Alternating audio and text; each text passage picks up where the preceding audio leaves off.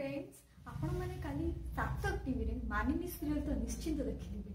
आपण माने जानि पड़थिबे जे केमिति राजलक्ष्मी चक्रांत करिछि मानिनी विषय रे।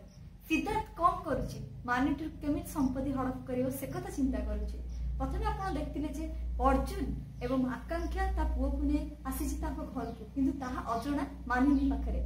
मानिनी जानिनी जे से अर्जुन बोली कि जानिनी जे से सोनिया आकांक्षा बोली, तेबे केमिति जानिबो से विषय जानिबाकु चाहुछन जदि आज राति रे देखंतु मानिनी सार्थक टीवी रे। तेबे चलंतु जानिबा राजलक्ष्मी रो चक्रांत विषय। राजलक्ष्मी कौन करछि चक्रांत?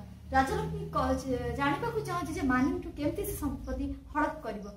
ता पति बदल सिद्धार्थ उत्तर देछि जे मानिनी संपत्ति आनिबा पई एते सहज नहे, तेनु कौन सी नुआ योजना करबो मानिनी विपक्ष रे ताहा जानिबा पई देखंतु सार्थक टीवी रे मानिनी संध्या 7टा समय रे। धन्यवाद।